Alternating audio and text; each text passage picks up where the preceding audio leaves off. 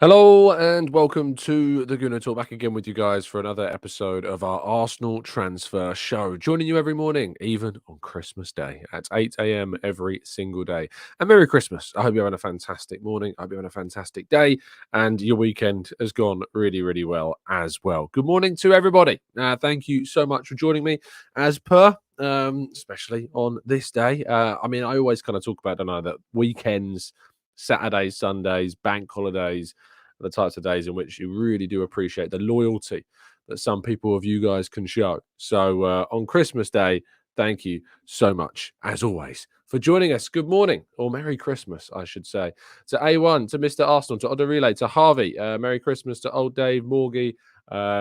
We've got Carl, we've got Jose, we've got Aidan and Trader Mike and Barry and Martin and Clincy and Maximius, Martin, Amira, Babatundi. Merry Christmas to Temi and Scott and Ray, Stevie, Grantley Poos, Matt G, CT, Angela Louie, Stephen. We've got Damien. We've got Carlton, the Urban Ghost. Owen, good morning and Merry Christmas to you. Daniel Robert, with Alistair, Daryl. I'm trying to do as many people as I can this morning. Sean, Paul, Daryl. I'm definitely doubling up on people. Steve, Glenn, Datilla, Mike, Patrick, Darren. Merry Christmas to everybody and everybody else. And Latte Firm in the chat as well. FK, Merry Christmas to you. Thank you so much, everyone, for tuning in on this Christmas morning. It might not be the longest show in the world today for, I think, very obvious reasons. But we've got some things to talk through. Got a little Christmas gift for you as well to hear the dulcet and merry tuning of Ben White's voice as well. But without further ado, let's crack on with today's stories.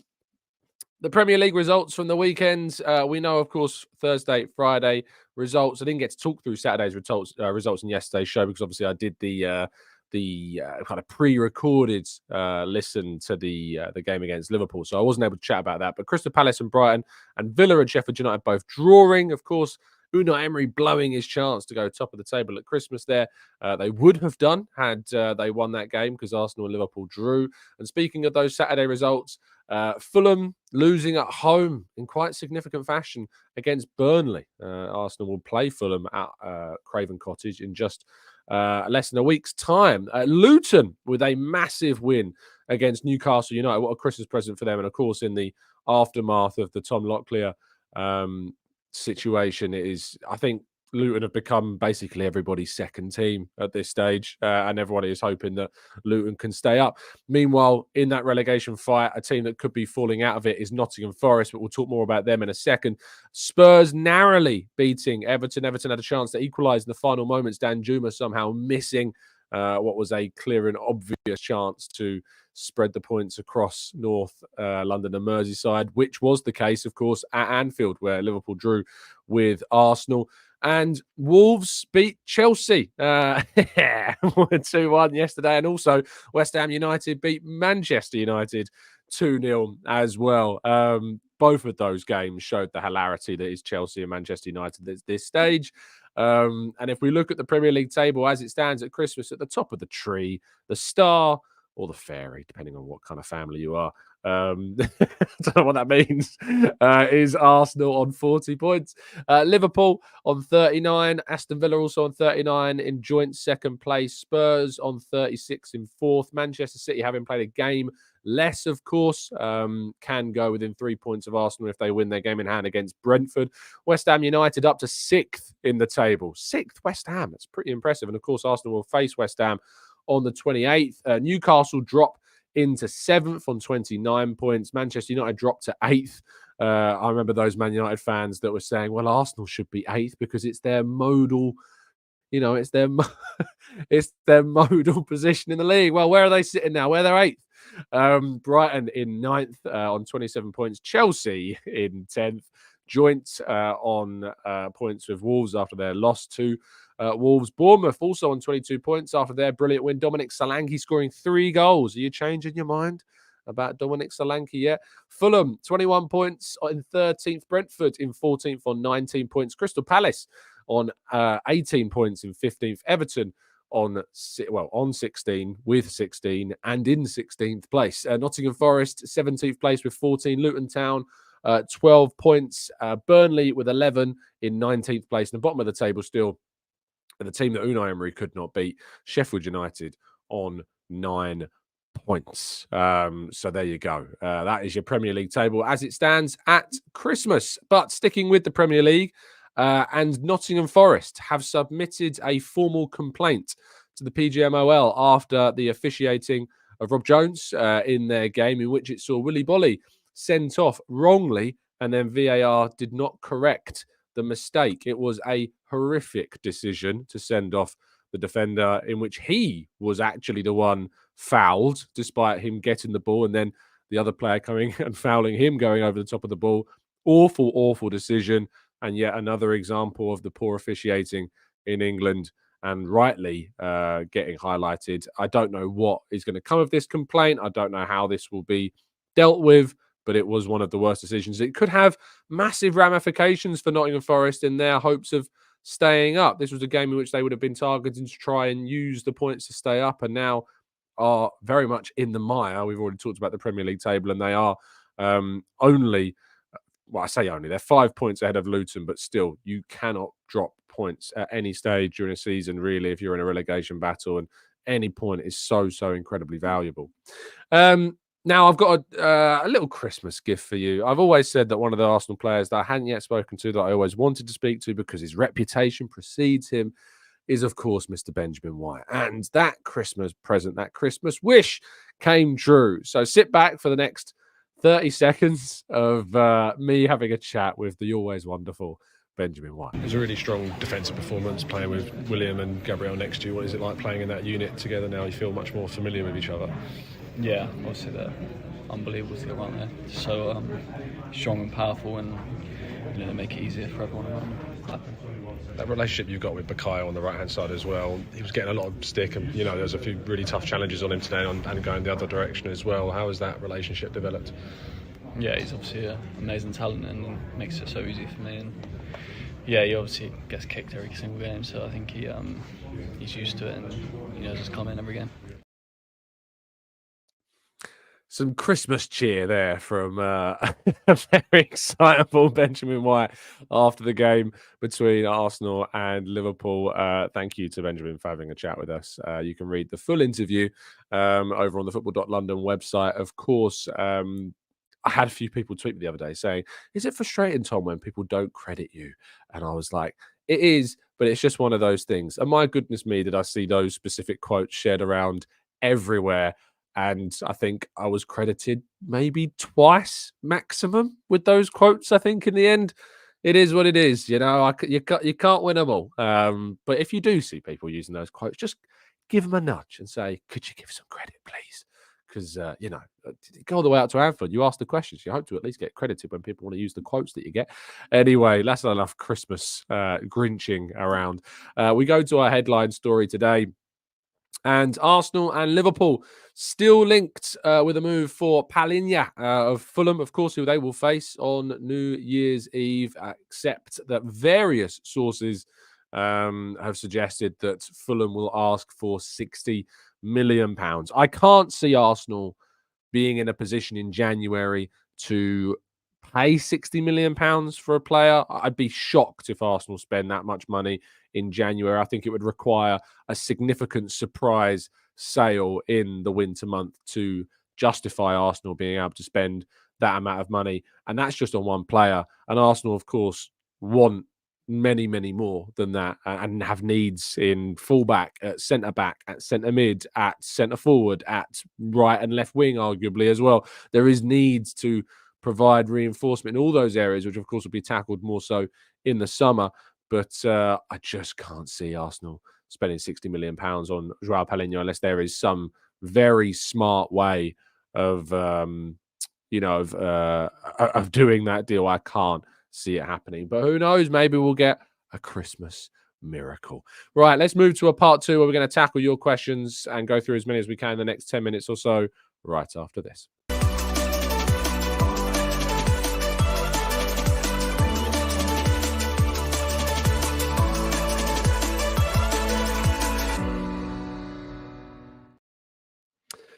I should point out that for those that are watching on YouTube, that this is actually an Arsenal Christmas hat. Oh, there you go. So it's not just a random random Santa hat I've got on today. Is dedication to the cause always. Right. Jonas says, how many points did we have this time last year as Christmas champions? That's a great point.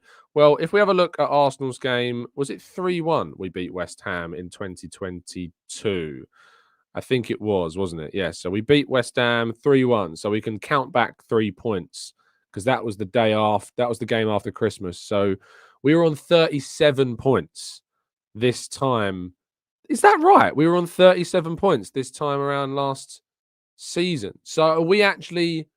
Oh, but to be fair, no, there's less games played at that point. So it's different. So we are on 39 points at the moment. Sorry, we're on 40 points at the moment. But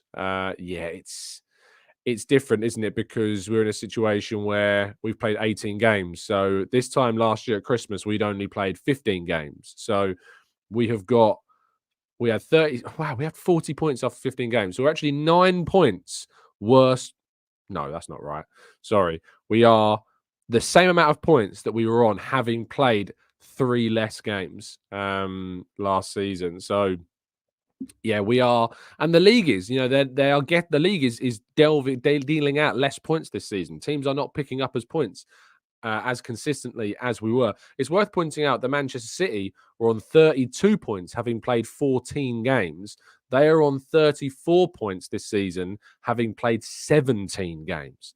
So Man City are not having as good of a season. Liverpool, meanwhile, played 15 games. They're on 25 points. This season, they're on 39 points, having played 18. Liverpool have considerably improved this season compared to last season. But Arsenal, despite still being top of the table, are worse off points-wise, you would say. I mean, they're the same amount of points, but they've played 3 more games this season than they did last season, but they were on 40 points at Christmas as well.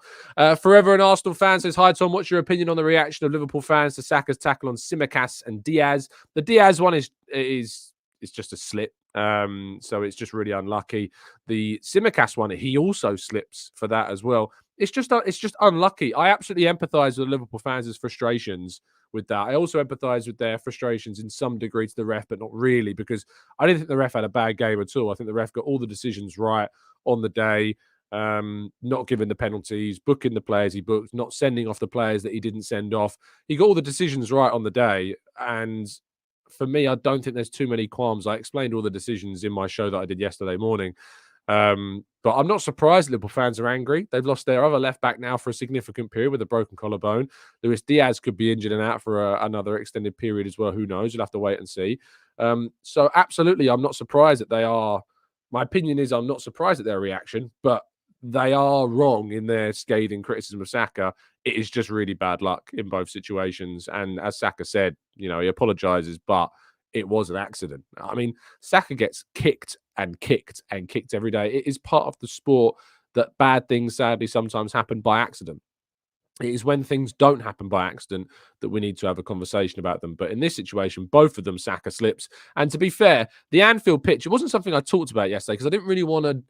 I don't want to always talk about environmental things that affect performances, and I didn't bring up the fact that Anfield was as slippy as an ice rink on Saturday. But it was the same for both teams. But it was horrific. The pitch was dreadful. And that was causing players to slip constantly all over the field. So in some ways, whoever is responsible for that pitch being as slippy as it was is in some ways responsible for those Liverpool injuries. Because if it wasn't as slippy of a pitch as it was, you wouldn't have had those injuries happen and players wouldn't have been slipping and sliding into each other, which increases the chance of injuries that happened to those Liverpool players. So at the end of the day, I think someone needs to have a word with the groundsman as to why it was so incredibly slippy. Ronald says, Tom, we are linked with Diamande. What do you think about Antonio Silva from Benfica? Is he a better centre-back? No, I don't think so. I think in Portugal, the best centre-backs are Diamande and Inacio. They're the two that I look at are the sporting ones. But, Silva, it's a really good standard, but he's not the one that's kind of caught the eye of me nor Arsenal, it seems. With the other players, it seems more so in the radar. Katana says, no sympathy. It was a 50-50 shoulder challenge. Just unlucky he got injured, so maybe some empathy. Yeah, it's just empathy. That's all I feel. I don't feel any kind of, remorse or guilt or anything like that. And neither should Saka really. He should apologise because it's an accidental thing that's happened, and he has done, but nothing more than that is needed.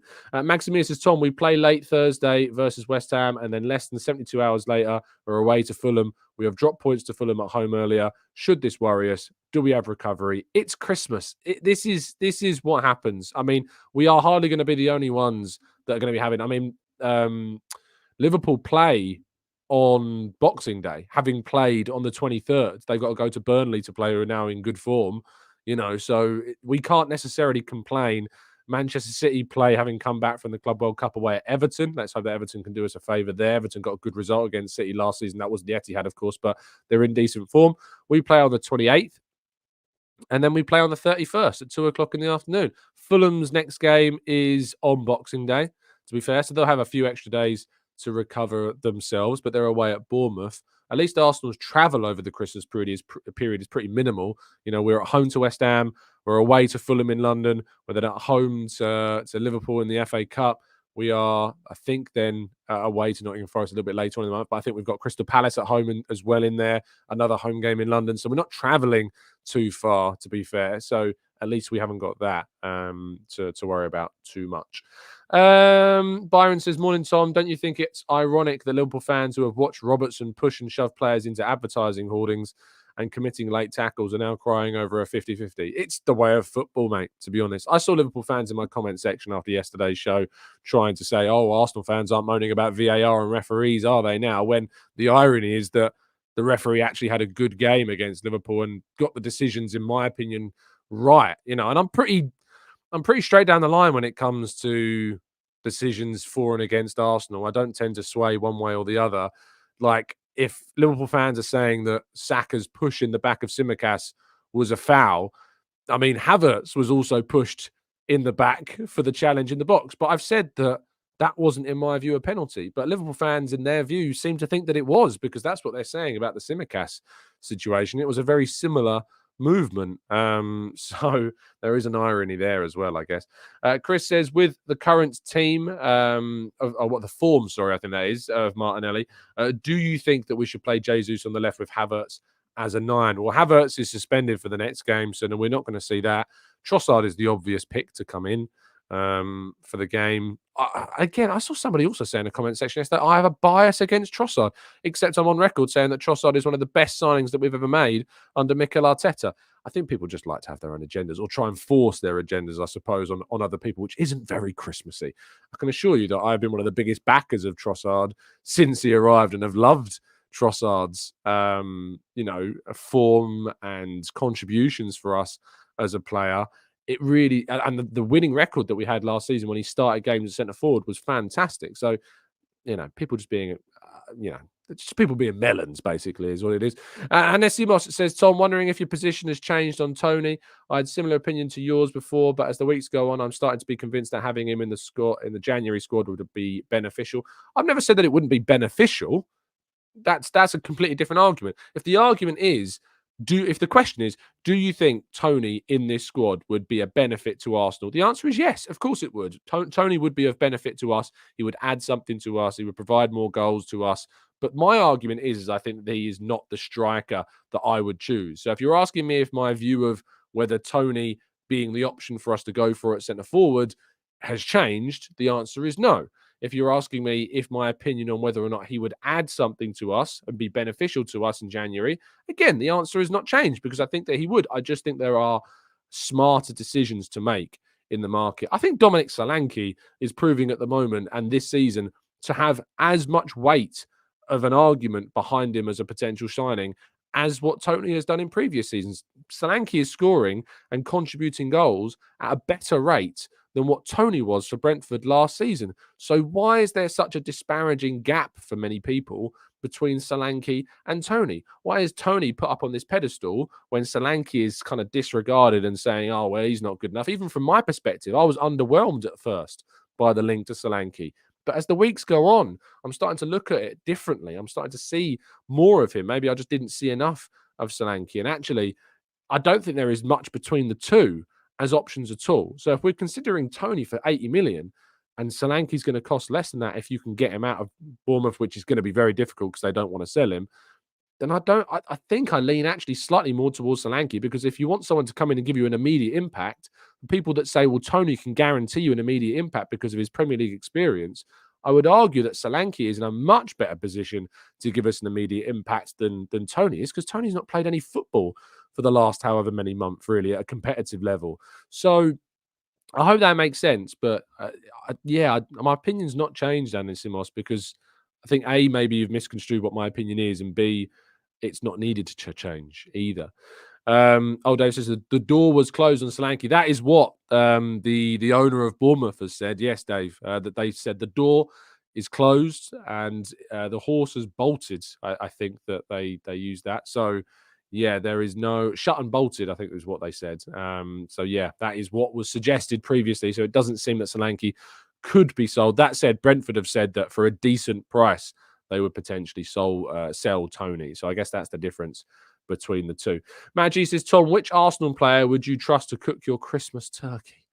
Ooh, that's a good question. Which player do I think is the best cook? I think, and this is purely completely stereotypical, but because he's Italian and Italians are the best cooks in the world, going to have to go with Jorginho. Now, it might, I'm not sure if turkey is that common in Italy at Christmas time, so maybe you should pick like an English player, but I feel as though probably Jorginho might be the best pick. I reckon Jorginho is the best chef in the team, but that is purely stereotypical because of his Italian heritage, obviously. So, but that would be my pick. True. He is also Brazilian. Yeah, as Dan points out, he's actually Brazilian, isn't he? And now he represents Italy because he was there for so long. That's a really good point.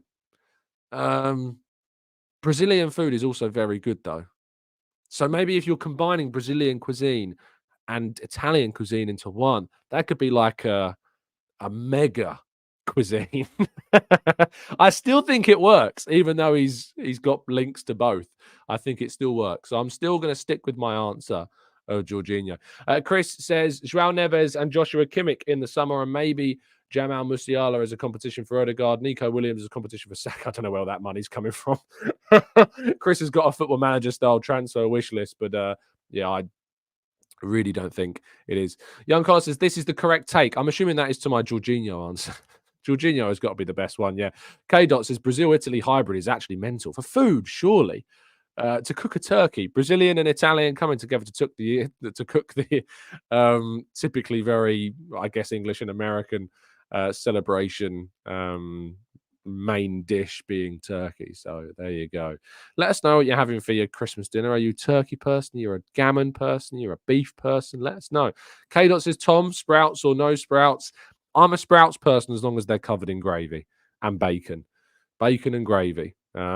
Sprouts are great. If you're just having them on their own with no gravy at all, you're weird. I mean, the missus doesn't like gravy. Just putting that out there. She doesn't like gravy. Weirdo.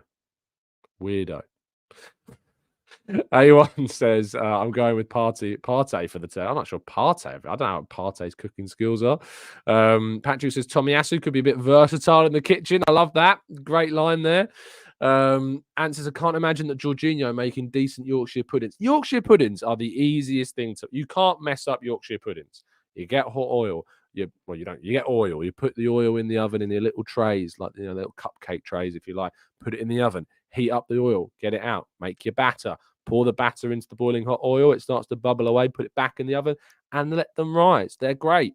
They're easy. No one can mess up making... The only way you can mess up Yorkshire puddings is if you don't have hot oil when you make them. That is the only way you can mess up Yorkshire puddings.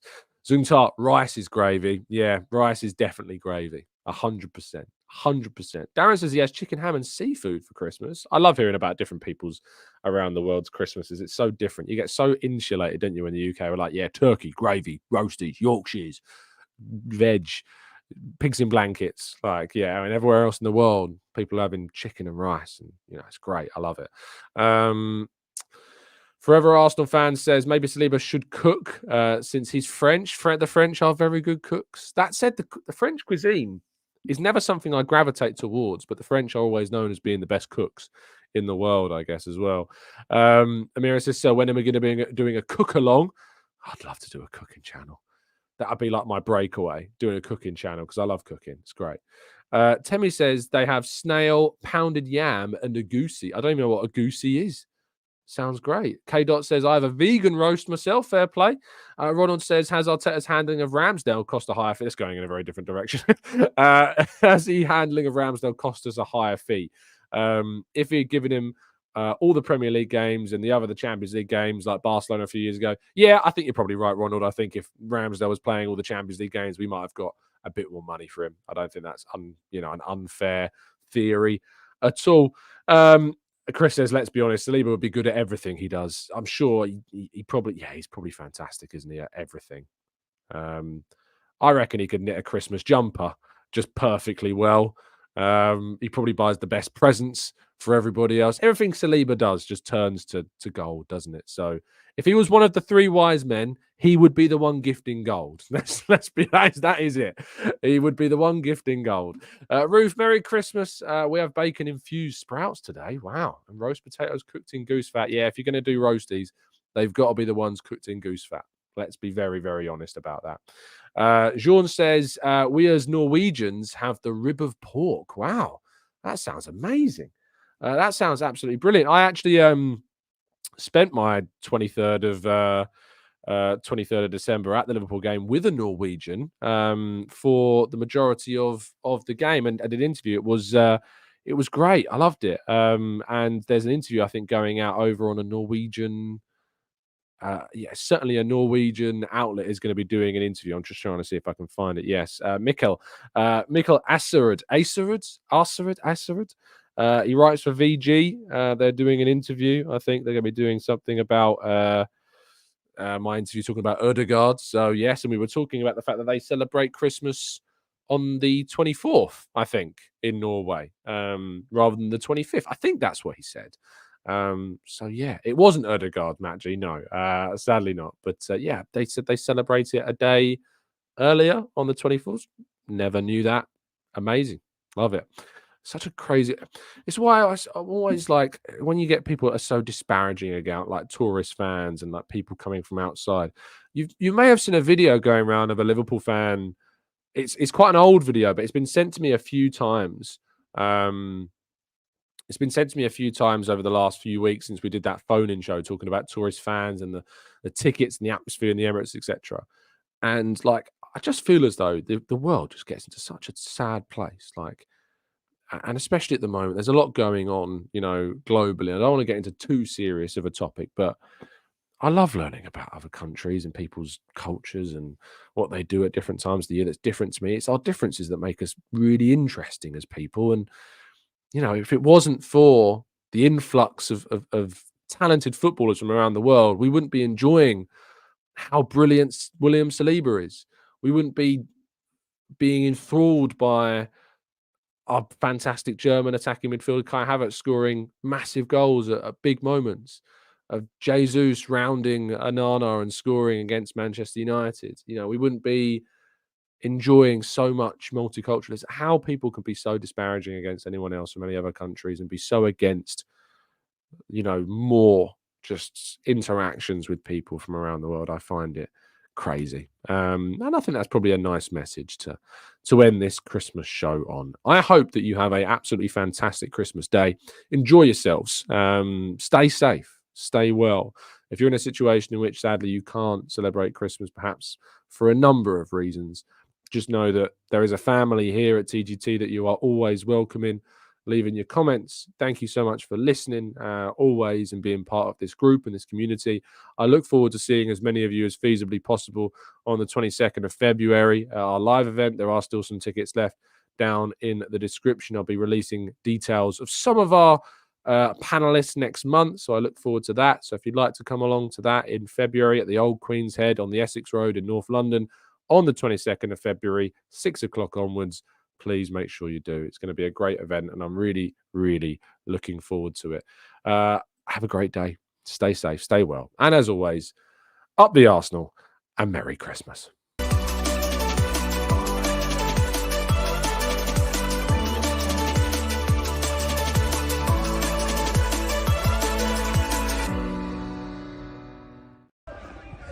Come on, Tomo. Who'd have thought the Gooner Talk video at the Emirates had a penalty with the chance to embarrass Charlie's earlier effort at papers? Let's have a look. Oh, good. Coming out. Ooh.